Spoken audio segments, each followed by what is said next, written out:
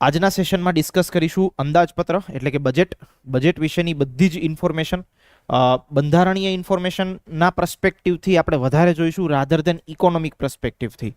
Okay, મતલબ બજેટને તમે બે રીતે જોઈ શકો. એક કે બંધારણીય જોગવાઈઓ શું છે અને કયા કયા આધારે એને રજૂ કરવામાં આવે છે. સેકન્ડ થિંગ ઇઝ ધેટ જે ઇકોનોમિક પર્સપેક્ટિવનો આખો આસ્પેક્ટ હોય, રાઈટ, કે ભાઈ ઇકોનોમીમાં કયા કયા ચેન્જીસ કરવામાં આવશે, કઈ કઈ વસ્તુઓ લાવવામાં આવશે, કયા કયા ટેક્સ બેનિફિટ્સ આપવામાં આવશે, એક્સેટ્રા એક્સેટ્રા. એ બધી વસ્તુઓ આપણો જોવાનો અત્યારનો પર્પઝ નથી.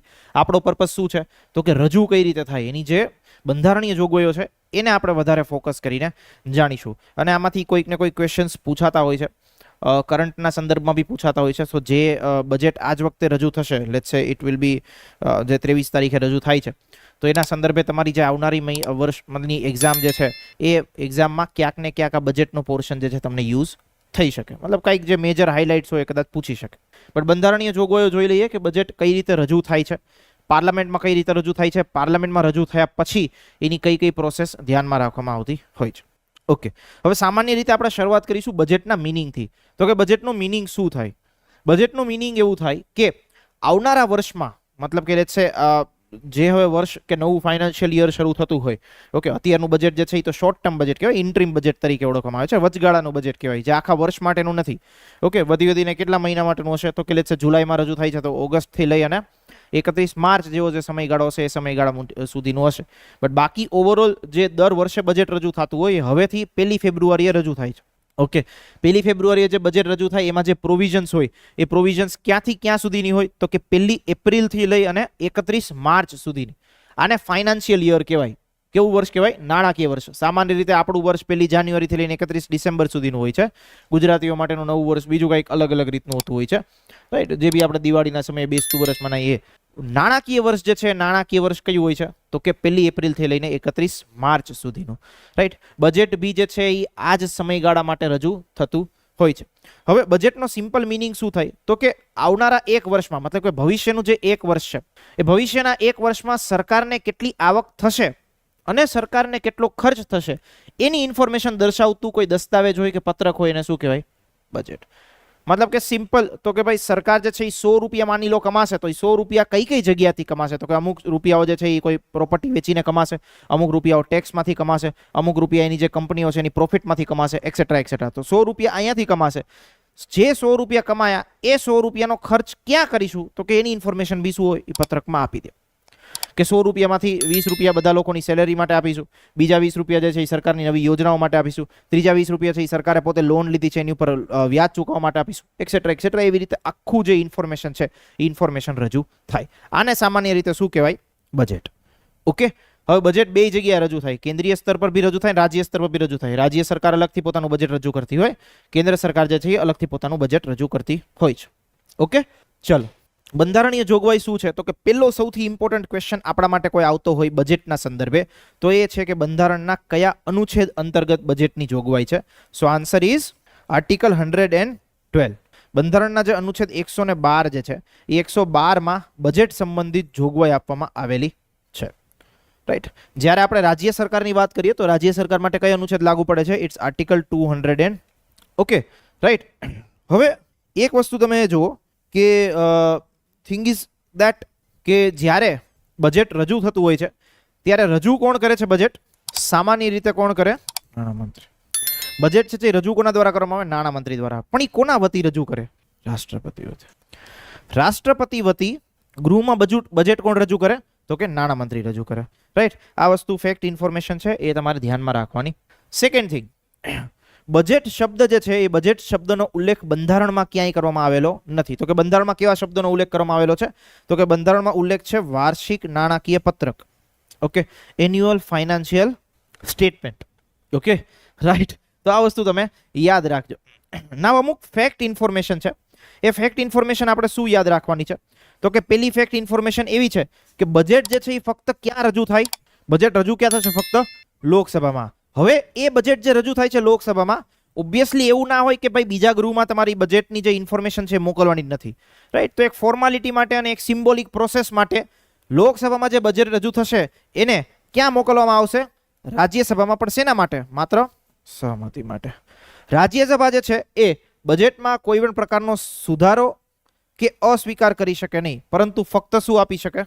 સલાહ આપી શકે. ત્રીજી વસ્તુ કે 14 દિવસમાં રાજ્યસભાએ જે છે પોતાની જે પણ સલાહ હોય, પોતાના જે પણ વિચાર વિમર્શ હોય એ કરીને બજેટ ક્યાં મોકલવાનું? પાછું લોકસભામાં. રાઈટ. અને લોકસભા પાસે પોતાની ઈચ્છા શક્તિ છે કે ભાઈ રાજ્યસભાની જે ભલામણો હોય કે સલાહ હોય એ વસ્તુ માનવી હોય તો માને, સ્વીકાર કરવો હોય સ્વીકાર કરે, અધરવાઇઝ અસ્વીકાર કરે. ક્લિયર છે? આ બજેટની ફેક્ટ ઇન્ફોર્મેશન. કેટલી વસ્તુ? તો કે પહેલી તો કે અનુચ્છેદ 112 અંતર્ગત જોગવાઈ. બીજી કે શબ્દ કયો ઉપયોગ થયેલો છે? વાર્ષિક નાણાકીય પત્રક.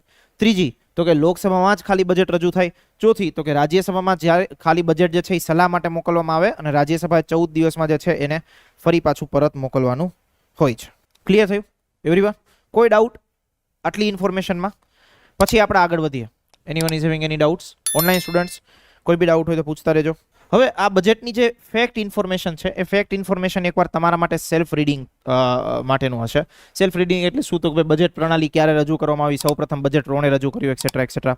બીજી વસ્તુ એ કે પહેલા જે છે પાસ્ટમાં તો કે 2 બજેટ રજૂ કરવામાં આવતા. રેલવે બજેટ આવતું અલગથી અને જનરલ બજેટ આવતું. જનરલ બજેટમાં બધી અલગ અલગ પ્રોવિઝન્સ હોય, ટેક્સ બેનિફિટ્સની, સરકારની જે પણ યોજનાઓ એક્સેટ્રા એક્સેટ્રા. રેલવે એક આખું અલગ ડિપાર્ટમેન્ટ તરીકે બહુ મોટું સરકારનું સાહસ હતું, તો એના માટે પહેલા અલગથી બજેટ રજૂ થતું. પછી તો કે બંનેને મર્જ કરી દેવામાં આવ્યા, તો અત્યારે એક જ બજેટ રજૂ થાય છે. એમાં રેલવેની ઇન્ફોર્મેશન બી આવી ગઈ અને બાકી જનરલ ઇન્ફોર્મેશન બી આવી ગઈ. ઓકે, જો અહીંયા ઇન્ફોર્મેશન મેં ઓલરેડી લખેલી છે. વર્ષ 2017માં રેલવે બજેટને સામાન્ય બજેટ સાથે મર્જ કરી દેવામાં આવેલું છે. ઓકે, નાવ ઇમ્પોર્ટન્ટ પ્રોસેસ કે બજેટ જે છે એ પસાર કઈ રીતે થાય, તો કે ગૃહમાં કેટલા સ્ટેપ્સ તમારે ફોલો કરવા પડે બજેટને પસાર કરવા માટે. તો જો અહીંયા બધા જ સ્ટેપ્સ લખેલા છે. ટોટલ 7 સ્ટેપમાં તમારું બજેટ ડિવાઈડ થયેલું છે. સ્ટેપ નંબર 1 તો કે બજેટ રજૂ કરવું. સ્ટેપ નંબર 2 તો કે બજેટ ઉપર જે સામાન્ય ચર્ચા થવાની હોય સામાન્ય ચર્ચા થાય ગ્રુપમાં. સ્ટેપ નંબર 3 તો કે વિભાગીય સ્થાયી સમિતિઓ દ્વારા માંગની તપાસ કરવામાં આવે, અનુદાનની તપાસ કરવામાં આવે. સ્ટેપ નંબર 4 તો કે અનુદાનની જે માંગ છે એની તપાસ કરી અને કપાત પ્રસ્તાવ રજૂ થાય સ્ટેપ નંબર 5માં. સ્ટેપ નંબર 6 તો કે એક વિનિયોગ ખરડો પસાર થાય, એપ્રોપ્રિએશન બિલ એને કહેવામાં આવે છે. શું છે હમણાં આપણે ડિટેલમાં ડિસ્કસ કરીશું. એન્ડ લાસ્ટમાં એક નાણાં ખરડો કે નાણાકીય ખરડો આખા વર્ષનો ફાઇનાન્સ એક્ટ જે છે એ મતલબ ફાઇનાન્સ બિલ આવે એ પસાર થાય તો ફાઇનાન્સ એક્ટ બને.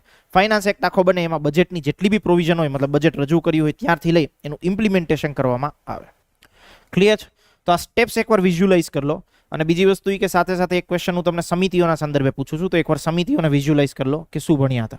ચલો, you have just 30 seconds of time. Done everyone? Okay, એક ક્વેશ્ચન પૂછું છું જે આપણે અગાઉના લેક્ચરમાં ડિસ્કસ કર્યું હતું. યસ, વિભાગીય સ્થાયી સમિતિઓ ટોટલ કેટલી હોય છે? ડિપાર્ટમેન્ટલ સ્ટેન્ડિંગ કમિટી ટોટલ કેટલી હોય છે? 6 નો 24. લોકસભામાં કેટલી હોય છે? 16. રાજ્યસભામાં કેટલા સભ્યો હોય છે? 31 સભ્યો હોય છે. Okay, so that is about the departmental standing committee, right. So અહીંયા એક પ્રોસેસ લખ્યો છે અનુદાનની માંગ પર તપાસ. રાઈટ, તો જ્યારે બજેટની સામાન્ય ચર્ચા થઈ જાય પછી બજેટ જે છે એ વિભાગીય સ્થાયી સમિતિને સોંપી દેવામાં આવે માંગોની તપાસ કરવા માટે.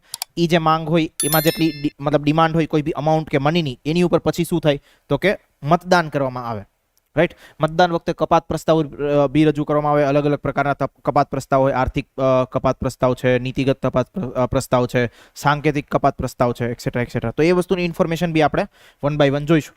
સો શરૂ કરીએ આ બજેટની જે બી પ્રોસેસ છે, પ્રોસેસને જોવા માટે, એનાલિસિસ કરવા માટે અને એમાં કઈ કઈ વસ્તુઓ જોડાયેલી છે તેની સાથે. જો મેજર ઇન્ફોર્મેશન જે આપણને વસ્તુનો ડિસ્કસ કરવાનું થશે એ લાસ્ટમાં થશે. કપાત પ્રસ્તાવમાંથી ક્વેશ્ચન પૂછાય છે. ઓકે, કારણ કે અલગ અલગ પ્રકારના કપાત પ્રસ્તાવ છે. બાકીની ઇન્ફોર્મેશન તો બહુ નોર્મલ છે. દેન એક વિનિયોગ ખરડો અને નાણાં ખરડો, કારણ કે આમાં એક વચ્ચે અમુક એક ટોપિક બી આવશે લેખાનુદાન. જે લેખાનુદાન હવે તો છે નહીં બટ પાસ્ટમાં હતું, તો એ લેખાનુદાન શું છે એને બી આપણે ડિસ્કસ કરીશું સાથે સાથે. Okay, so let's move on. સૌથી પહેલા આવે શું તો કે ભાઈ બજેટ રજૂ કરવું. રાઈટ, તો કે બજેટ રજૂ કઈ રીતે થાય તો કે જે નાણામંત્રી છે એ નાણામંત્રી જે છે એ લોકસભામાં શું આપશે? બજેટ ભાષણ આપશે. બજેટ સ્પીચ સામાન્ય રીતે એને ઓળખવામાં આવે છે. સો એ બજેટ સ્પીચ આપવામાં આવે અને અત્યારના સમયગાળામાં હાલને તબક્કે જે બજેટ જે છે એ કયા સમયે રજૂ થાય છે તો કે 1 ફેબ. ઓકે, પહેલા 28 ફેબ્રુઆરીએ રજૂ થતું હતું. એ 28 ફેબ્રુઆરીએ રજૂ થતું હતું. એ શું કામ 1 ફેબ કરવામાં આવ્યું એની બી હમણાં આપણે ચર્ચા કરીશું. રાઈટ, બટ અત્યારે કયા દિવસે રજૂ થાય છે? 1 ફેબ્રુઆરીએ. જે હવે રજૂ થશે ને આજે, એ તો ઇન્ટ્રીમ બજેટ છે. ઓકે, બાકી સામાન્ય રીતે આખા વર્ષનું જે બજેટ હોય ક્યારે રજૂ થાય? 1 ફેબ્રુઆરી. Okay, yes. લોકસભામાં બજેટ રજૂ થઈ જાય એના પછી ક્યાં રજૂ કરવામાં આવે તો કે રાજ્યસભામાં. રાજ્યસભામાં બજેટને ખાલી મોકલવામાં આવે છે શેના માટે? સલાહ માટે. બાકી રાજ્યસભા પાસે કોઈ એસ સચ પાવર છે નહીં. બજેટના સંદર્ભે પેલી ઇન્ફોર્મેશન આવી ગઈ બજેટ રજૂ કરવું. બજેટમાં સામાન્ય રીતે જે સ્પીચ આપે સ્પીચમાં બધી જ પ્રોવિઝન્સ બોલે કે ભાઈ સરકારને આટલા અમાઉન્ટ જે છે અહીંથી આવશે, સરકાર આવનારા વર્ષમાં આટલો ખર્ચ કરશે, સરકારની આવી ફ્લેગશિપ નવી યોજનાઓ છે, આ યોજનાઓ માટે અમે આટલા પૈસા ખર્ચ કરીશું, એજ્યુકેશન ઉપર સરકારનું આવું ફોકસ હશે, હેલ્થકેર ઉપર આવું ફોકસ હશે, એગ્રીકલ્ચર ઉપર આવું ફોકસ હશે, ટેક્સ સ્લેબ આવા હશે, ટેક્સમાં વધારો કરીશું, ટેક્સ કલેક્શન વધારીશું, એક્સેટ્રા બધી જ ઇન્ફોર્મેશન શેમાં આપે? જ્યારે બજેટ રજૂ કરે. ક્લિયર થાય છે? કોઈ ડાઉટ, કોઈ પ્રશ્નો? First bench to last bench. Second step આવે તો કે શું? તો કે હવે નાણામંત્રીએ બજેટ આપી દીધું તો એ બજેટ ઉપર શું થશે? સામાન્ય ચર્ચા. ઓકે, બજેટ ઉપર સામાન્ય ચર્ચા જે છે એ સામાન્ય રીતે ખાલી લોકસભામાં થતી નથી. તો કે ક્યાં થાય છે? તો કે ભારત દેશના દરેક ખૂણે ખૂણે ચર્ચા થાય. કઈ રીતે? ચાય કી ટપરી પે, ચાયની ટપરી ઉપર રજૂ થઈ. આજ વખતે બજેટમાં મજા ના આવી. ઓકે, કાંઈ કામ ના કરતા હોય છતાં એમ કે આજ વખતે બજેટમાં મજા ના આવી. રાઈટ. સો એવા બી વિશ્લેષકો જે છે એ ભારતમાં હંમેશા તમને દરેક ખૂણે ખાચરે મળી જાય. રાઈટ, કે જેના પાસે દરેક સમસ્યાનું સમાધાન હોય. મતલબ એવું લાગે કે પ્રધાનમંત્રીની ટાસ્ક ફોર્સમાં આ વ્યક્તિને દાખલ કરવો જોઈએ. રાઈટ, કારણ કે આની પાસે અલગ જ અતરંગી પ્રકારના સોલ્યુશન્સ હોય કે આવું કરવું જોઈએ, ફલાણું ઠીકણું, આ તે બધું જ. ઓકે, એક આ બધી કામ કરવાની મગજમારી જ નહોતી. જો સરકાર દર મહિને આપણને 5,000 રૂપિયા આપી દે, કાંઈ મેટર જ નહીં, આપણે 5,000માં ખુશ છીએ. સો આવા બી અતરંગી પ્રકારના સોલ્યુશન્સ જે છે એ ઘણા બધા લોકો આપતા હોય છે. એટલે બજેટમાં સામાન્ય રીતે જે ચર્ચા થતી હોય છે, ચર્ચા ખાલી ગૃહમાં નથી થતી હોતી, પણ દેશના દરેક ખૂણે આની ચર્ચા થતી હોય. રાઈટ, આજે જોજો હમણાં. રાઈટ, આજે જસ્ટ ખાલી બજેટ રજૂ થાય પછી 4-5 વાગ્યા નીચે ચાની દુકાન હોય, ચાની દુકાન પર જોજો કેવી ચર્ચાઓ ચાલતી. રાઈટ, જેને બજેટ જોયું હશે એના સંદર્ભે. બાકીના અમુક લોકો એવા બી હોય કે like they are having different kind of the confidence. Different kind of the confidence મતલબ કે કેવું? તો કે બે લોકો વાતચીત કરતા હોય બજેટની, તો ત્રીજો વ્યક્તિ આવે એને કશું જ ખબર ના હોય બજેટની, તો કે હા તમે જે કીધું એ બરોબર છે, આવું થવું જ જોઈએ. બેતી ગંગા મેં હાથ ધોના એના જેવી વસ્તુ હોય. ઓકે, સો એમના કોન્ફિડન્સની વાત જ અલગ હોય. ઓકે, ચલો ઠીક છે. આઈ હોપ કે તમે લોકો બી આજે બજેટ જોશો, બજેટ સ્પીચ જોશો, બજેટ સ્પીચને એનાલિસિસ કરશો અને એના આધારે જે બી. અને આપણે તો શું કામ કરીએ છીએ? આપણે બજેટ શું કામ કરીએ છીએ? એક્ઝામમાં પૂછાય છે એટલા માટે. ઓકે, બાકી આપણો સોલ મોટિવ ખાલી એ જ છે કે ક્વેશ્ચન્સ નીકળવા જોઈએ. યસ. સો એકવાર જે નાણામંત્રી છે, નાણામંત્રીએ ગૃહમાં બજેટ રજૂ કરી દીધું પછી સરકાર, મતલબ બજેટમાં સામાન્ય રીતે સરકારની જે નીતિઓ છે એ નીતિઓ બી રિફ્લેક્ટ થતી હોય. રાઈટ, જે પોલિસીઝ છે પોલિસીઝ બી રિફ્લેક્ટ થતી હોય, સરકારનું વિઝન છે વિઝન બી રિફ્લેક્ટ થતું હોય. ઓકે, સો એકવાર બજેટ રજૂ થઈ જાય પછી એના 3 થી 4 દિવસ સુધી લોકસભામાં શું થશે? ચર્ચા થશે. ઓકે, આ ચર્ચા દરમિયાન જે પણ સભ્યો જે છે એ સભ્યો જે બજેટ સંબંધિત પ્રશ્નો પૂછવા હોય પ્રશ્નો પણ પૂછી શકે અને સામાન્ય રીતે નાણામંત્રી જે છે એના અંતમાં જવાબ બી આપી શકે. ઓકે, જ્યારે બજેટ પર ચર્ચા થતી હોય સામાન્ય ચર્ચા, ત્યારે કોઈ પણ પ્રકારનો કપાત પ્રસ્તાવ રજૂ કરવામાં આવતો નથી. ઓકે, કે પછી બજેટને મત માટે પણ મૂકવામાં આવતું નથી. આ જસ્ટ જનરલ ડિસ્કશન છે. 3 થી 4 દિવસ જોઈએ, કારણ કે હજી તો નાણામંત્રીએ સ્પીચ આપી હોય, એ સ્પીચને બધા લોકો એનાલિસિસ કરે, સમજે કે આમાં ખરેખર આપણું શું કહેવાય ફાયદો થયો કે શું વસ્તુઓ છે કે નુકસાનકારક છે કે એક્સેટ્રા કે પોલિસીસ છે સરકારની ઘણી વખત લોકો જે છે એની સાથે એગ્રી ના થતા હોય, બહુ બધો વિરોધ બી થતો હોય, બધી જ વસ્તુ થાય. તો એનામાંથી 3 થી 4 દિવસ જોઈએ ચર્ચા માટેના. તો 3 થી 4 દિવસ લોકસભામાં શું થાય? બજેટ ઉપર ખાલી સામાન્ય ચર્ચાઓ. ક્લિયર? Okay, second step. એનાથી આગળ વધીએ તો કે થર્ડ સ્ટેપ. થર્ડ સ્ટેપ શું હતું? તો કે આ એક પ્રોસેસ છે. પ્રોસેસનું નામ છે લેખાનુદાન પસાર કરવું. હવે પ્રોસેસ નથી, પહેલા હતી. તો કે હવે પ્રોસેસ શું કામ નથી અને પહેલા શું કામ હતી એની પાછળનું કારણ તમારે જાણવું પડે. તો કે કારણ કઈ રીતે આપણે જાણી શકીએ? તો કે જો એક વસ્તુ યાદ રાખો, સરકાર જે બજેટ રજૂ કરતી હોય, સરકાર જે બજેટ રજૂ કરતી હોય એ બજેટમાં જે સમયગાળો હોય એ સમયગાળા મુજબ જ પૈસા ખર્ચ કરવા માટેની સત્તા સરકારને છે. કોઈ બી પૈસા તમારે ખર્ચ કરવો હોય ને તો તમારે સંસદની મંજૂરી જોઈએ. ઓકે, અમુક બાબતોમાં સંસદની મંજૂરી જોઈએ કે જેને સંસદમાં મત માટે મૂકવામાં આવે. તો બજેટ સંબંધિત જેટલા બી પૈસા હોય, લેટ્સ સે તમે ભારતની સંચિત નિધિમાંથી એ પૈસા લો છો, કન્સોલિડેટેડ ફંડ ઓફ ઇન્ડિયામાંથી પૈસા લો છો, તો એના માટે તમારે પાર્લામેન્ટરી અપ્રુવલ જોઈએ. ઓકે, પાર્લામેન્ટની મંજૂરી જોઈએ. તો બજેટ દરમિયાન સામાન્ય રીતે સરકારને કેટલા સમય માટે પૈસા વાપરવા મળતા હોય છે? તો કે 1 એપ્રિલ થી લઈને 31 માર્ચ. કોઈ બી જે નાણાકીય વર્ષ હોય એમાં આટલા સમયગાળા માટે પૈસા ખર્ચ કરવા માટે મળતા હોય છે. હવે શું થતું? તો કે પહેલાનો સમયગાળો, પહેલાનો સિનારીઓ જોઈએ, ઓલ્ડ સિનારીઓ. તો કે ઓલ્ડ સિનારીઓ શું હતો? જૂનો સિનારીઓ શું હતો? તો કે અરાઉન્ડ 28 ફેબ્રુઆરી હોય, એ 28 ફેબ્રુઆરીના બજેટ રજૂ થાય. ઓકે, 28 ફેબ્રુઆરીના બજેટ રજૂ થાય પછી તો કે સીધો માર્ચ મહિનો આવી જાય. તો કે માર્ચ મહિનામાં ઓલમોસ્ટ અમુક ડિસ્કશન થાય. ઓકે, માર્ચ થી લઈને એપ્રિલ સુધીનો જે સમયગાળો હોય તો કે એપ્રિલ મહિનામાં આગળ કેવી સિચ્યુએશન આવી જાય તો કે સિચ્યુએશન એવી આવી જાય કે હજી બજેટનો વિનિયોગ ખરડો થતો હોય, રાઈટ, ઓર એલ્સ એવી સિચ્યુએશન આવતી હોય કે કપાત પ્રસ્તાવો ચાલતા હોય. ઓકે, જે માંગો હોય એની ઉપર તપાસ ચાલતી હોય કે કેટલા રૂપિયા લોકોએ પૈસા માંગ્યા છે, કેટલા ખર્ચ કરવો જોઈએ, એક્સેટ્રા. આવી બધી પ્રોસેસ ચાલે. તો કે પ્રોસેસ ચાલે તો કયું 28 ફેબ્રુઆરી તમે બજેટ રજૂ કરો, રાઈટ. તમારી પાસે પૈસા મેક્સિમમ ખર્ચ કરવાની સત્તા ક્યાં સુધીની છે? 31 માર્ચ સુધી. સરકાર એવું કહે કે બજેટમાં 1 લાખ કરોડ રૂપિયા અમને જોઈશે. ઓકે, મતલબ આજે તમે બજેટ સરકાર રજૂ કરે, માની લો કે આજે જે છે એ ઓલમોસ્ટ 28 ફેબ્રુઆરી છે. ઓકે, સરકાર એમ કહે કે અમને 1 એપ્રિલથી લઈ અને 31 માર્ચ સુધી જે આવનારું વર્ષ છે એ સમયગાળા દરમિયાન અમને 1 લાખ કરોડ રૂપિયા વાપરવા માટે જોઈએ છે. તો 1 લાખ કરોડ રૂપિયા વાપરવાની છૂટ ક્યાં સુધી હોય? 31 માર્ચ સુધી જ. ઓકે, 31 માર્ચ સુધીમાં તમે 1 લાખ કરોડ વાપર્યા હોય that is fine. In case જો તમે 90,000 કરોડ જ વાપર્યા છે તો 10,000 કરોડ શું થઈ જાય? લેપ્સ થઈ જાય. લેપ્સ મતલબ કે આવનારા વર્ષમાં થઈ જાય. પછી તમે 31 માર્ચ પછી પૈસા એ યુઝ કરી શકો. તો આવો સામાન્ય સમયગાળો હોય 1 એપ્રિલથી લઈને 31 માર્ચ સુધીનો. જૂના સિનારીઓમાં શું થતું? 28 ફેબ્રુઆરીએ બજેટ રજૂ થતું, ડિસ્કશન ચાલતું માર્ચમાં, એપ્રિલ પહોંચતા હજી વિનિયોગ ખરડો, કપાત પ્રસ્તાવ, બધી જ વસ્તુની પ્રોસેસ ચાલતી હોય. ત્યાં શું થાય? 31 માર્ચ પૂરી થઈ જાય એટલે નાણાકીય વર્ષ પૂરું થઈ ગયું. નાણાકીય વર્ષ પૂરું થયું પણ બજેટની પ્રોસેસ તો હજી ચાલે છે. તો સરકારને શું જોઈએ? પૈસા વાપરવા માટે જોઈએ. ઓકે, સરકાર પૈસા વાપરી શકે નહીં. શું કામ? કારણ કે જ્યાં સુધી પાર્લામેન્ટમાંથી આખો બજેટનો કાયદો પસાર થાય નહીં, ફાઇનાન્સ એક્ટ પસાર થાય નહીં, ત્યાં સુધી પૈસા ખર્ચ કરવાની મંજૂરી મળે. એટલે ફોર અ ટેમ્પરરી મેજર સરકાર શું કરતી તો કે સરકાર લેખાનુદાન લઈને આવતી. લેખાનુદાન લઈને આવે અને જે જરૂરિયાત મુજબના પૈસા હોય, જરૂરિયાત મુજબના પૈસાની શું કરી લે તો કે મંજૂરી લઈ લઈએ પાર્લામેન્ટમાં પાસેથી. સામાન્ય રીતે જે ટોટલ ખર્ચા હોય એટલે 100 રૂપિયા તમારો વાપરો તો એમાંથી 1/6 પોર્શન એમને મળી જતો. મતલબ કે 16 રૂપિયા 1-2 મહિના માટે વાપરવા આપી દે. ઓકે, એટલે સરકારનો ખર્ચો જે છે કે સરકારનું કામ છે એ અટકે નહીં. પછી બજેટની પ્રોસેસ એન મેરે ચાલતી રહે. પણ મીન વાઇલ જે બી ટેમ્પરરી ટાઈમ પીરિયડ હોય કે જ્યાં સુધી બજેટ હજી પસાર થયું નથી ત્યાં સુધી અમુક પૈસા જે જરૂરિયાત મુજબના હોય વાપરવાની મંજૂરી કોણ આપી દે તો કે સંસદ. સંસદ કરતાં વધુ બેટર છે લોકસભા. ઓકે, સમજાણું? પછી માનો ઇન કેસ લેટ્સ સે એપ્રિલ મહિનો જે આવ્યો, એપ્રિલ મહિનામાં માનું બજેટ પસાર થઈ ગયું, April or mid of the April ચાલી ત્યારે પસાર થયું. ઓકે, પછી જે પ્રોસેસ રેગ્યુલરાઇઝેશન ચાલતી હોય, રાઈટ, 1 એપ્રિલથી લઈને 31 માર્ચ સુધીનું જે નાણાકીય વર્ષ હોય એ કન્ટિન્યુ એની મેરે ચાલુ રહે. સમજાય છે એવરીવન? સમજાણું? આ લેખાનુદાનની પ્રોસેસ શું હતી તો કે પહેલા એવું હતું કે 28 ફેબ્રુઆરીએ બજેટ રજૂ થતું. ઓકે, પાર્લામેન્ટ પાસે એવી પ્રોવિઝન હોય કે પાર્લામેન્ટ મેક્સિમમ જે છે એ 31 માર્ચ સુધી પૈસા ખર્ચ કરી શકે.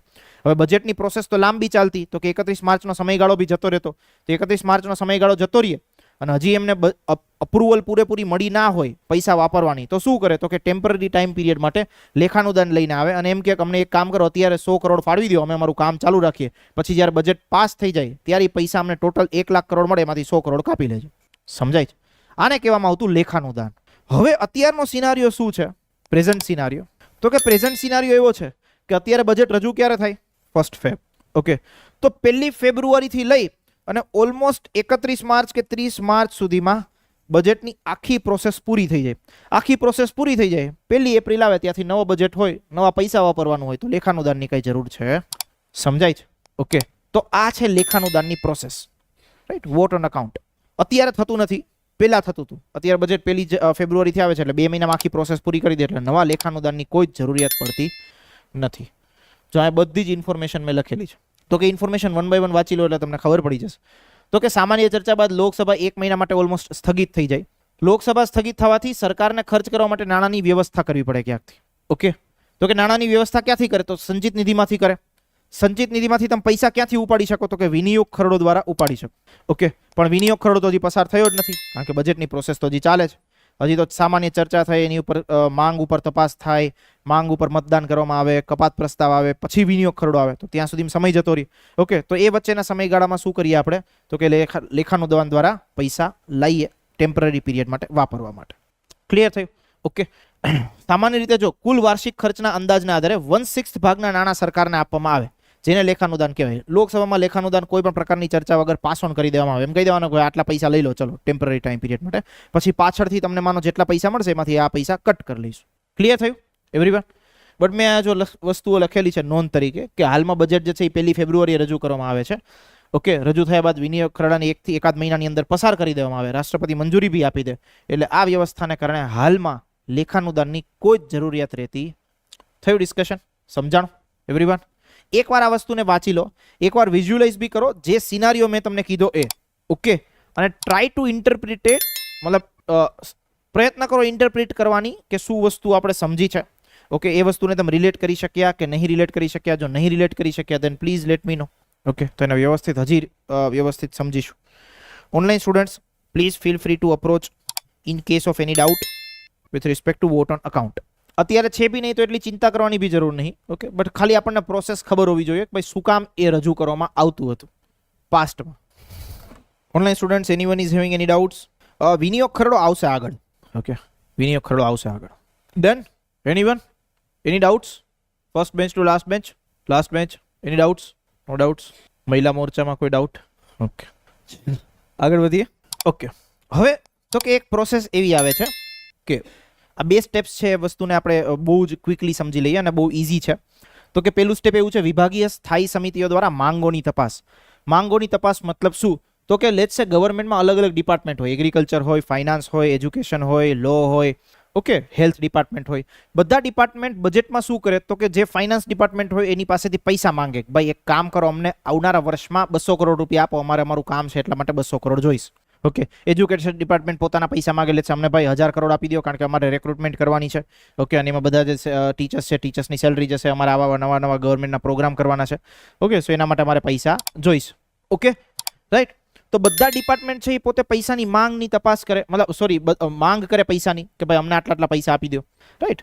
હવે બજેટમાં એ વસ્તુને સમાવી લેવામાં આવે. મતલબ એકવાર કોઈ ડિપાર્ટમેન્ટ એમ કે અમને 1000 કરોડ જોઈશે. ઓકે, તો ફાઇનાન્સ ડિપાર્ટમેન્ટ કે વાંધો નહીં, લાવો ચલો તો 1000 કરોડની વસ્તુ લખ નાખે કે ભાઈ આ ડિપાર્ટમેન્ટ છે ને 1000 કરોડ જોઈએ છે. પછી શું કરે? બજેટ સ્પીચ રજૂ બી કરી દે. રાઈટ? કે ભાઈ સરકાર જે છે આટલી પ્રોસેસ કરશે. ઓકે, આમાં છે ને મતલબ અમે તો રિયાલિટીમાં બજેટ વસ્તુને આખી પ્રોસેસ કરીએ છીએ. તો બજેટમાં કેવું હોય કે પહેલા તમને ઇન પ્રિન્સિપલ અપ્રુવલ મળે. ઇન પ્રિન્સિપલ અપ્રુવલનો મતલબ એવો થાય, ગુજરાતીમાં મતલબ સરકારી ભાષામાં એને સૈદ્ધાંતિક મંજૂરી કહેવામાં આવે. મતલબ ઇનિશિયલી પહેલી નજરે તમને 1000 કરોડ હોય તો 1000 કરોડ આપી દે. પછી પાછળથી એડમિનિસ્ટ્રેટિવ અપ્રુવલ આવે. એડમિનિસ્ટ્રેટિવ અપ્રુવલ વખતે શું કરે? તો કે 1000 કરોડનું એનાલિસિસ કરે કે ભાઈ 200 કરોડ આમાં જોઈએ, 200 કરોડ આમાં જોઈએ, 200 કરોડ આમાં જોઈએ. એમાંથી પછી તમને ક્વેશ્ચન પૂછવામાં કે ભાઈ આમાં શું કામ 200 કરોડ જોઈએ છે? ઓકે, કયા એવા કારણો છે? 200 કરોડની બદલે 150 કરોડ ચાલે એમ નહીં, આ તો એક્સેટ્રા એવી બધી આખી ડિસ્કશન થાય. તો 1000 કરોડમાંથી આંકડો કાપીને ઓલમોસ્ટ 150 કરોડે લાવી દે. ઓકે, 150 કરોડ જ આપે ફાઇનલ. તો પહેલી વખતનું જે અપ્રુવલ હોય ને ઇન પ્રિન્સિપલ અપ્રુવલ કહેવાય. મતલબ જે રિયાલિટીમાં બજેટની આખી પ્રોસેસ થતી હોય ને તો 1000 કરોડ લઈ લે ગવર્મેન્ટ, મતલબ એમ કહી બી દે, બજેટમાં ઇન્ક્લુડ બી કરી દે. પછી પાછળથી બધા ક્વેશ્ચન્સ પૂછવામાં આવે કે ભાઈ શું કરવા માટે આટલા પૈસા જોઈએ છે, એક્સેટ્રા. તમે આટલું પાસ્ટ યરમાં આવું કોઈ વસ્તુ કરી છે કે નહીં, પાસ્ટ યરમાં આટલા પૈસા આપ્યા હતા કે વાપર્યા હતા કે નહોતા વાપર્યા, એક્સેટ્રા બધી જ ઇન્ફોર્મેશન પૂછે.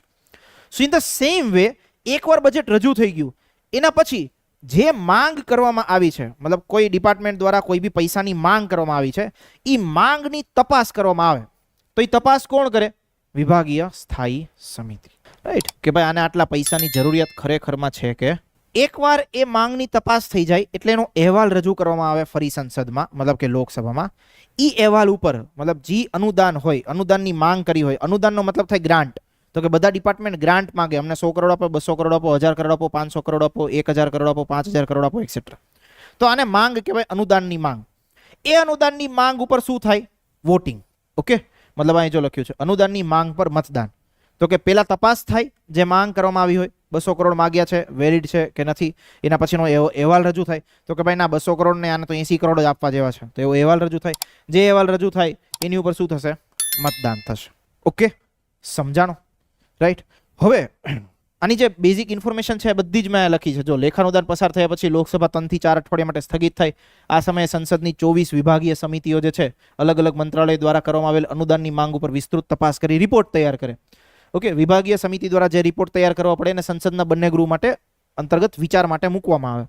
દેન અનુદાનની માંગ ઉપર તપાસ, તો મતદાન. તો કે અનુદાનની માંગ ઉપર મતદાન શું થાય? તો કે માંગ ઉપર મતદાન કરવાનો અધિકાર કોની પાસે છે? ઓનલી એન્ડ ઓનલી લોકસભા પાસે. ઓકે, એ માંગ ઉપર મતદાન કઈ રીતે કરશે? તો કે જે રિપોર્ટ આપવામાં આવ્યો હોય વિભાગીય સ્થાયી સમિતિ દ્વારા એના આધારે. પછી અહીંયા એક ટોપિક છે. ટોપિક શું છે? તો કે સંચિત નિધિ ઉપર ભારિત ખર્ચ પર મતદાન કરવામાં આવતું નથી. જો આપણી જે સંચિત નિધિ એટલે કે જે કન્સોલિડેટેડ ફંડ ઓફ ઇન્ડિયા છે એમાંથી પૈસા તમારે ઉપાડીને ખર્ચ કરવાના હોય, તો કે અમુક પૈસા ઉપાડવા માટે તમારે પાર્લામેન્ટની મંજૂરી જોઈએ, મતલબ કે પાર્લામેન્ટમાં મતદાન કરાવવું પડે. અમુક પૈસા ઉપાડવા માટે તમારે પાર્લામેન્ટની મંજૂરીની જરૂરિયાત નથી. એવી કઈ બાબત હોય? તો કે let's say example of president salary. પ્રેસિડેન્ટની સેલેરી 5 લાખ રૂપિયા હોય દર મહિને, તો વર્ષના 60 લાખ રૂપિયા ઉપાડવા માટે તમારે પાર્લામેન્ટની મંજૂરીની જરૂર નથી. તો એને આવો કહેવાય સંચિત નિધિ પર ભારિત ખર્ચ. એની ઉપર મતદાન કરવામાં આવતું નથી. તો કે રાષ્ટ્રપતિની સેલેરી હોય સંચિત નિધિ પરનો ભારિત ખર્ચ ગણાય. લોકસભાના મેમ્બર ઓફ પાર્લામેન્ટ હોય, લોકસભા રાજ્યસભા, એમનો જે સેલેરી હોય એ સેલેરીને શું કહેવાય? સંચિત નિધિ ઉપર ભારિત ખર્ચ. તો એના માટે તમારે અપ્રુવલની જરૂર નથી પાર્લામેન્ટની. એના અપ્રુવલ વગર તમે ડાયરેક્ટ ખર્ચ કરી શકો. ઓકે, મતદાનને જે પણ અનુદાનની માંગ હોય એની ઉપર મતદાન કરવા માટે કે માંગ ઉપર મતદાન કરવા માટે ટોટલ કેટલો સમયગાળો મળશે? 26 દિવસનો. ઓકે, 26 દિવસનો જે ટાઈમ હોય એ ટાઈમ દરમિયાન, મતલબ જ્યારે બી એની ઉપર વોટિંગ ચાલતું હોય ને, તો એ વોટિંગ દરમિયાન જે પણ મેમ્બર ઓફ પાર્લામેન્ટ છે એ પ્રશ્ન પૂછી શકે કે ભાઈ સરકાર આટલા પૈસા શું કામ લે છે? ઓકે, આ જે યોજના છે એને 100 કરોડ શું કામ આપવા જોઈએ? એને મતલબ 50 કરોડમાં ચાલે એમ નહીં, એક્સેટ્રા એક્સેટ્રા બધી જ વસ્તુ. એ સમયગાળા દરમિયાન એ લોકો પોતાનો વિરોધ બી દર્શાવી શકે. વિરોધ કઈ રીતે દર્શાવે? તો કે વિરોધ જે છે કપાત પ્રસ્તાવ દ્વારા રજૂ કરવામાં આવે. કપાત પ્રસ્તાવ મતલબ શું? કપાત નામથી જ તમને ખબર પડી જાય. જે પૈસા માંગે માંગમાં ઘટાડો કરવાની વસ્તુ. ઓકે, આને કહેવાય કપાત પ્રસ્તાવ. હવે આ જે કપાત પ્રસ્તાવ છે એ કપાત પ્રસ્તાવમાંથી ક્વેશ્ચન્સ પૂછાય છે. ઓકે, સો 3 પ્રકારના કપાત પ્રસ્તાવ છે. એ 3 પ્રકારના કપાત પ્રસ્તાવની વિગતો આપણે સમજવાની થશે. 3 પ્રકારના કપાત પ્રસ્તાવમાં નામ શું છે? તો કે એક છે નીતિગત કપાત પ્રસ્તાવ, second is called as an આર્થિક કપાત પ્રસ્તાવ, અને થર્ડ ઇઝ સાંકેતિક કપાત પ્રસ્તાવ. મેં આ બધી જ ઇન્ફોર્મેશન એક ઉદાહરણો સાથે લખી છે, એટલે તમને બધી જ ઇન્ફોર્મેશન તમે ખાલી જો વાંચશો ને તો બી સમજાઈ જશે. હું ક્વિકલી તમને એ વસ્તુ સમજાવું કે ભાઈ અલગ અલગ પ્રકારના કપાત પ્રસ્તાવમાં શું હોય. તો કે જો પહેલો કપાત પ્રસ્તાવ છે એનું નામ છે નીતિગત કપાત પ્રસ્તાવ. ઓકે, સરકારની જે પણ નીતિ છે એ નીતિ વિરોધ પક્ષ દ્વારા અસહમતિ દર્શાવવા માટે કયો પ્રસ્તાવ રજૂ કરવામાં આવે? નીતિ વિરુદ્ધ અસહમતિ. મતલબ કે માનો સરકાર અગ્નિવીર યોજના લાવી. ઓકે, અગ્નિવીર યોજના લાવી અને માનો વિરોધ પક્ષને આ યોજના પસંદ નથી, મતલબ સરકારની જે આ આર્મીમાં રેક્રુટમેન્ટ કરવાની જે નીતિ છે, પોલિસી છે, એ માનો વિરોધ પક્ષને પસંદ નથી, તો એ ગૃહમાં કયો પ્રસ્તાવ લાવશે? તો કે નીતિગત કપાત પ્રસ્તાવ.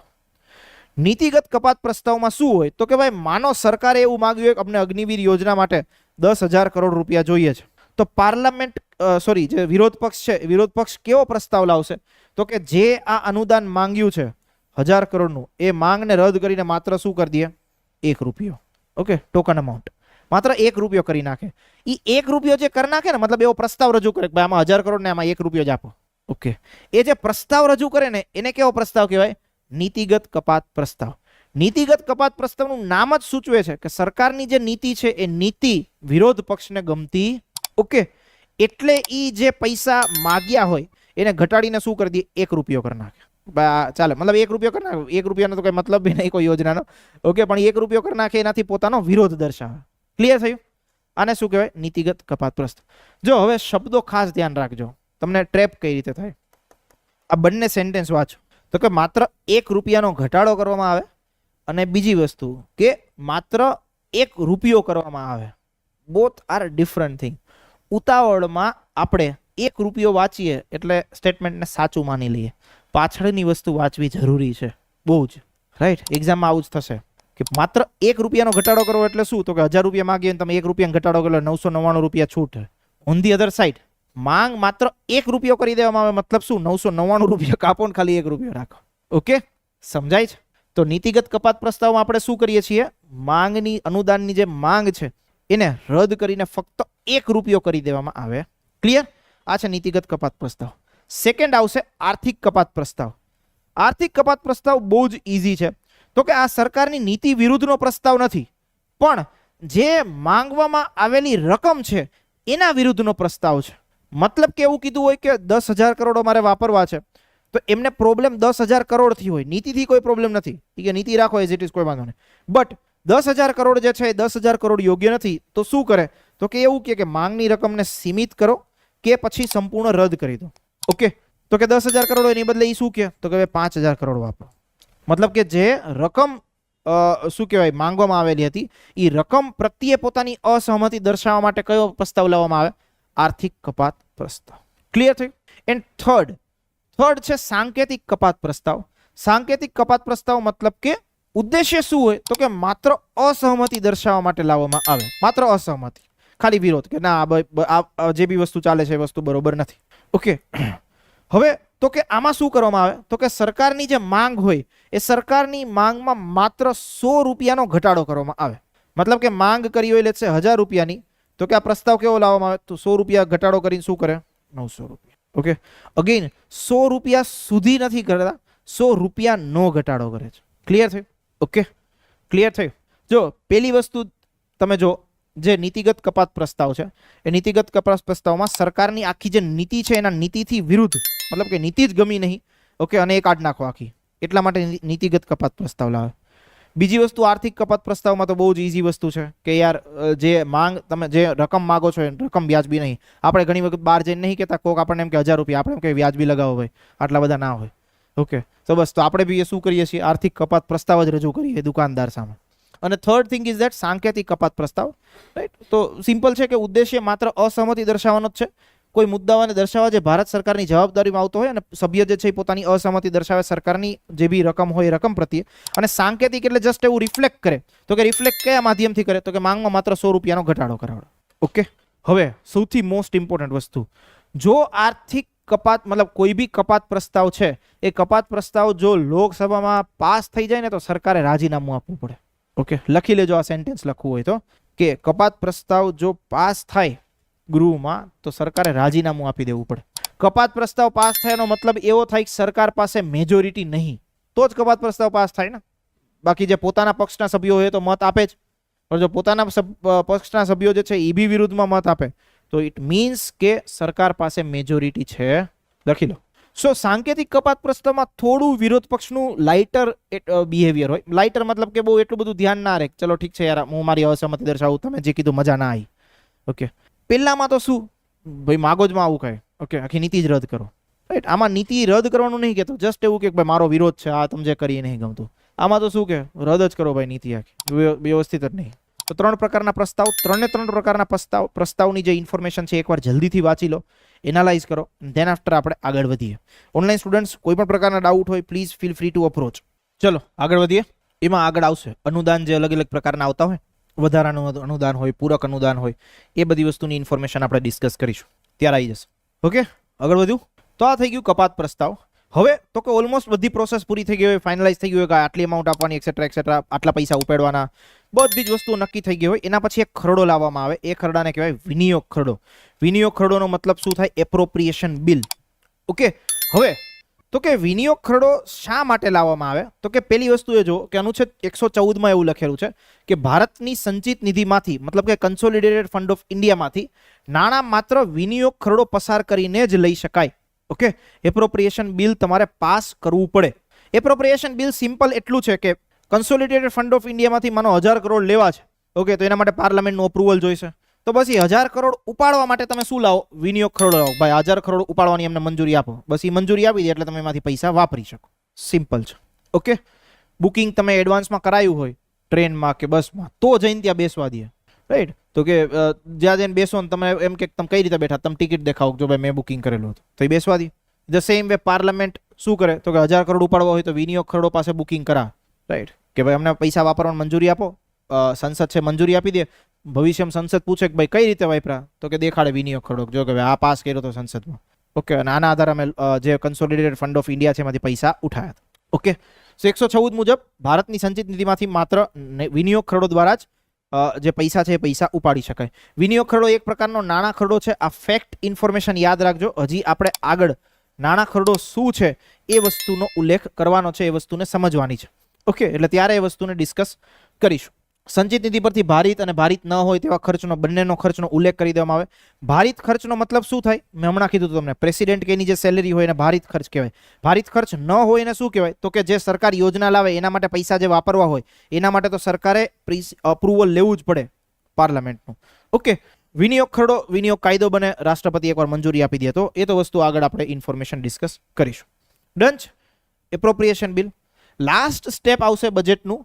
એ સ્ટેપ શું હશે તો કે નાણાં ખરડો પાસ કરવો. નાણાં ખરડો પાસ કરવો એને ફાઇનાન્સ બિલ કહેવામાં આવતું હોય છે. તો કે ફાઇનાન્સ બિલ કયા કોન્ટેક્સ્ટથી બનાવવામાં આવેલું હોય? તો કે આખા વર્ષની બજેટની જે પ્રપોઝલ છે એ પ્રપોઝલને ફાઇનલી અપ્રૂવ કરવા માટે કયો બિલ લાવવામાં આવે? તો કે ફાઇનાન્સ બિલ. ફાઇનાન્સ બિલ એકવાર પાસ થાય પછી શું બને? ફાઇનાન્સ એક્ટ બને. ઓકે, તો કે લેટ્સ સે સરકારે કોઈ પ્રોવિઝન કરી હોય કે અત્યારે ઇન્કમ ટેક્સ છે લેટ્સ સે 10% નો સ્લેબ ઘટાડીને સરકાર 7% કરે છે, તો એ 7% નો ઉલ્લેખ આ બિલમાં હોય કે ભાઈ આવું આવનારા 1 વર્ષ માટે જે છે એ આવી પ્રકારની પ્રોવિઝન્સ લાગુ પડશે, આટલી સરકાર યોજનાઓ લાગશે, આટલી યોજનાઓ માટે સરકાર આટલા પૈસા વાપરશે, એક્સેટ્રા. બધી જ ઇન્ફોર્મેશન શેમાં હોય? તો કે નાણાં ખરડામાં, એટલે કે ફાઇનાન્સ બિલમાં. ફાઇનાન્સ બિલ પાસ થાય તો એ શું બને? ફાઇનાન્સ એક્ટ બને. મતલબ રાષ્ટ્રપતિની ઉપર સાઇન પડે પછી ફાઇનાન્સ એક્ટ બને. તો કે એક એક્ટ છે provisional collection of taxes act 1931. આ એક્ટ મુજબ જે આ નાણાં ખરડો છે ફાઇનાન્સ બિલ એ કેટલા દિવસમાં પસાર થવો જોઈએ? 75 દિવસમાં પસાર કરીને અમલી મૂકી દેવાનું. ઓકે, ક્લિયર થાય છે? નાણાં ખરડાઓ અંતર્ગત જે બી છે સુધારાઓ સૂચવી શકાય. વિનિયોગ ખરડામાં કોઈ પણ પ્રકારના સુધારાઓ સૂચવી શકાતા નથી. આ ખરડો પર વિનિયોગ ખરડાની સાથે જ પસાર કરી દેવામાં આવે. ઓકે, આ ખરડો પસાર થતા બજેટમાં દર્શાવેલી જે પણ નીતિઓ હોય બધી જ નીતિઓનું અમલીકરણ થઈ શકે. મતલબ સરકારે એવું કીધું કે ટેક્સનો સ્લેબ છે, ટેક્સનો સ્લેબ 10% થી ઘટાડીને 7% કરી દો. તેનું અમલીકરણ ક્યારે થાય? જ્યારે એકવાર ફાઇનાન્સ એક્ટ બની જાય ત્યારે. ક્લિયર છે? કોઈ જ ડાઉટ, કોઈ બી પ્રશ્નો? એનીવન? આ આખી બજેટની પ્રોસેસ છે. બજેટ રજૂ થાય, બજેટ ઉપર સામાન્ય ચર્ચા થાય, સામાન્ય ચર્ચા પછી વિભાગીય સ્થાયી સમિતિઓને તપાસ કરવા માટે મોકલવામાં આવે. વિભાગીય સ્થાયી સમિતિઓ પોતાનો રિપોર્ટ આપે, એની પછી અનુદાનની જે માંગ હોય એ માંગનું તપાસ થાય અને એની ઉપર વોટિંગ થાય. ઓકે, અનુદાનની જે માંગ હોય એની ઉપર વોટિંગ થાય ત્યારે કપાત પ્રસ્તાવ લાવવામાં આવે. એક સ્ટેપ, કપાત પ્રસ્તાવ વાળી આખી પ્રોસેસ પૂરી થઈ જાય એના પછી વિનિયોગ ખરડો આવે. વિનિયોગ ખરડો પૂરો થાય એના પછી શું આવે? નાણાં ખરડો. આ આખી પ્રોસેસ છે બજેટના સ્ટેપ્સ. સો એકવાર સ્ટેપ્સ બી તમારે અત્યારે એનાલાઇઝ કરવાના છે. ઓકે, અને એ વસ્તુને બી સમજવાની છે ને પછી આપણે આગળ વધીશું. Clear? So I am giving you 1 minute of time to revise all such information જે આપણે વસ્તુઓનું ડિસ્કસ કર્યું તે, અને એના પછી આપણે આગળ વધીશું. હા, એના માટે અનુદાન લાવવામાં આવે. લેટ્સ સે બજેટમાં 100 કરોડ લાયા હતા, પછી મતલબ બજેટમાં 100 કરોડ દર્શાવેલા હતા. હા, પછી ના, પછી તો લાવવાની જરૂર નહીં. એકવાર તમને અપ્રુવલ મળી ગયું પછી તમે ગમે ત્યારે આખા વર્ષના ટાઈમમાં ગમે ત્યારે કરીશું. ના મળે તો એવું થાય કે સરકાર રાજીનામું આપવું પડે, પસાર કરી જ દે. પણ જનરલી એવા બધા પોસિબિલિટીઝ થાય કે બિલ લેપ્સ થાય, સરકારની એવું દર્શાવવામાં આવે કે સરકારની પોતાની કોઈ ઈચ્છા શક્તિ નહીં, આટલી બધી પ્રોસેસ કરી નહીં કરતા, તે બધી જ વસ્તુના ઇશ્યુઝ કે પ્રોબ્લેમ્સ ક્રિએટ થાય. સામાન્ય રીતે સાદી બહુમતી. ચાલો ભાઈ, જલ્દીથી ડિસ્કશન, જલ્દીથી રિવિઝન, તેન આફ્ટર આગળ જલ્દીથી ડિસ્કશન. આખું જે બજેટ છે એના જે લંબી સ્ટેપ્સ છે બધા જ સ્ટેપ્સ એકવાર એનાલિસિસ કરી લેજો, સમજી લેજો. ઓય, ડન એવરીવન?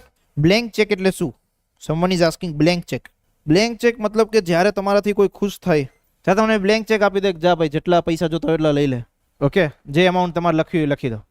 તો આકસ્મિક જ્યારે સ્થિતિ હોય ત્યારે સરકારને એવું પૂછવામાં ના આવે કે ભાઈ કેટલા પૈસાની જરૂર પડશે. બ્લેન્ક ચેક આપી દેવામાં આવશે કે ભાઈ જો લઈ લો જેટલા જોઈએ એટલા. એને બ્લેન્ક ચેક કહેવાય.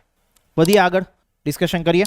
ઓકે, ચલો હવે ઘણા બધા ટર્મ્સ ને ઘણી બધી વસ્તુઓ આપણે ડિસ્કસ કરીએ. એમાં ક્યાંક ને ક્યાંક ઉલ્લેખ થયો ભારતની સંચિત નિધિનો, ક્યાંક ને ક્યાંક ઉલ્લેખ થયો કે સંચિત નિધિ પર ભારિત ખર્ચ એક્સેટ્રા એક્સેટ્રા. તો બધી જ વસ્તુઓ જે છે એ શેની સાથે જોડાયેલી છે અને ફંડ્સ કયા કયા છે દેશના, એ વસ્તુઓને આપણે એકવાર જોઈ લઈએ. તો કે જે સરકારી ભંડોળ હોય, સરકારી ભંડોળ મતલબ કે જે પૈસા, મતલબ સરકારની તિજોરીના જે પૈસા હોય એ સામાન્ય રીતે 3 ભંડોળ જે છે એ જોવા મળતા હોય છે. પેલી વસ્તુ કે ભારતની સંચિત નિધિ named as a consolidated fund of India. બીજું તો કે ભાઈ ભારતનું જાહેર ખાતું પબ્લિક અકાઉન્ટ ઓફ ઇન્ડિયા. અને ત્રીજું તો કે આકસ્મિક ભંડોળ contingency fund of India. Right? પેલા બે જે ફંડ છે આર્ટિકલ 266 માં ઉલ્લેખિત છે. ત્રીજું જે ફંડ છે આકસ્મિક ભંડોળ આર્ટિકલ 267 માં ઉલ્લેખિત છે. આના સંદર્ભે બી ક્વેશ્ચન્સ ઓલરેડી પાસ્ટમાં પૂછાઈ ગયેલા છે, તો એટલા માટે યાદ રાખજો. 266 તો કે બે ખાતાઓ કયા? તો કે ભારતની સંચિત નિધિ, ભારતનું જાહેર ખાતું. 267 તો કે એક ખાતું કયું? ભારતની આકસ્મિક નિધિ. ક્લિયર થાય છે? ઓકે, હવે એની અંદર શું આવે એને 1 બાય 1 આપણે એનાલિસિસ કરીએ. તો કે પહેલી વસ્તુ કે ભાઈ ભારતની સંચિત નિધિ, ઓકે, માસ્ટર એકાઉન્ટ કહેવામાં આવે. માસ્ટર એકાઉન્ટ એટલા માટે કહેવામાં આવે ભારત સરકારની તમામ મહેસૂલી જે આવક છે, મહેસૂલી આવક મતલબ એક પ્રકારના ખર્ચ હોય, તો કે મહેસૂલી ખર્ચ હોય, મૂડી ખર્ચ હોય, આવક બી એવી જ હોય. મહેસૂલી આવક હોય, મૂડી આવક હોય. મહેસૂલી આવક કોને કહેવાય? તો કે જે રિકરિંગ કન્ટિન્યુઅસલી હોય. રિકરિંગ મતલબ શું? કે સતત આવતી રહેતી હોય. રાઈટ? ઓકે, તો આવી જે મહેસૂલી આવક હોય એ બધી વસ્તુઓ શેમાં જમા કરવામાં આવે? તો કે કન્સોલિડેટેડ ફંડ ઓફ ઇન્ડિયામાં. ઓકે, લોનની ચૂકવણી દ્વારા થતી આવક હોય એ બી વસ્તુને આ ભંડોળમાં જમા કરવામાં આવે. ભારત સરકારના તમામ ખર્ચાઓ જે છે એ ખર્ચાઓ બી શેમાંથી કરવામાં આવશે? કન્સોલિડેટેડ ફંડ ઓફ ઇન્ડિયામાંથી જે બી સેલેરી અકાઉન્ટ મતલબ સેલેરીઝના પેમેન્ટ થતા હોય, બધાના અધિકારીઓના પેમેન્ટ થતા હોય, રાષ્ટ્રપતિના થતા હોય, ઓકે, સરકારના મેમ્બર ઓફ પાર્લામેન્ટ મતલબ મેમ્બર ઓફ પાર્લામેન્ટ હોય એમના જે બી ખર્ચ થતા હોય, સેલેરી જતી હોય, બધી જ વસ્તુ શેમાંથી જાય? Consolidated fund of India. આ કન્સોલિડેટેડ ફંડ ઓફ ઇન્ડિયામાંથી સંસદની મંજૂરી વિના કોઈ પણ પ્રકારના પૈસાઓ ઉપાડી શકાય. મતલબ જે બી પૈસા ઉપાડવો હોય એના માટે તમારે શું જોઈએ? સંસદની મંજૂરી જોઈએ. કન્સોલિડેટેડ ફંડ ઓફ ઇન્ડિયામાં ખર્ચાઓ બે રીતે દેખાડવામાં આવે. પહેલું તો કે સંચિત નિધિ પરનો ભારિત ખર્ચ, અને બીજું સંચિત નિધિમાંથી થનારો ખર્ચ. ઓકે, ભારિત ખર્ચ કયો? તો કે આ બેમાં ફરક શું છે? તો કે બેમાં ફરક છે વોટિંગનો. સંચિત નિધિ પરનો ભારિત ખર્ચ હોય એમાં વોટ જે છે એ કરવામાં આવતું નથી, મતલબ કે એને પાછળથી વોટિંગ માટે મૂકવામાં આવતા નથી. સંચિત નિધિમાંથી થનારો ખર્ચ હોય તો એમાં શું હોય? તો કે વોટ. સિમ્પલ, બસ આ જ વસ્તુનો ફરક છે. એક્ઝામ્પલ લઈ લો તો કે સેલેરી ઓફ પ્રેસિડેન્ટ. એક્ઝામ્પલ લઈ લો તો કે કોઈ યોજના માટે જે ખર્ચ કરવો હોય તે. ક્લિયર? સંચિત નિધિ પરનો ભારિત ખર્ચ, સંચિત નિધિમાંથી થનારો ખર્ચ. કોઈ ડાઉટ, કોઈ પ્રશ્નો? સંચિત નિધિના સંદર્ભે બીજા ખાતામાં પ્રવેશ કરો. બીજું ખાતું છે ભારતનું જાહેર ખાતું. જાહેર ખાતામાં સામાન્ય રીતે કેવા પૈસા હોય? તો કે પોસ્ટ ઓફિસમાં પૈસાઓ પડ્યા છે, ઓકે, પ્રોવિડન્ટ ફંડના પૈસા છે, બેંકમાં જમા થતા પૈસા હોય. વિમૂડીકરણ. વિમૂડીકરણનો મતલબ શું થાય? કોઈને ખ્યાલ છે? વિમૂડીકરણ ઇંગ્લિશમાં એને કહેવામાં આવે છે ડિસઇન્વેસ્ટમેન્ટ. ખ્યાલ છે? એક્ઝેક્ટલી. રેલવે નહીં વેચવું. હા, નહીં, સરકારે થોડા સમય પહેલા એર ઇન્ડિયા જે છે એ વેચી નાખી હતી. ઓકે, એર ઇન્ડિયાનું મતલબ સેલિંગ કરી નાખ્યું.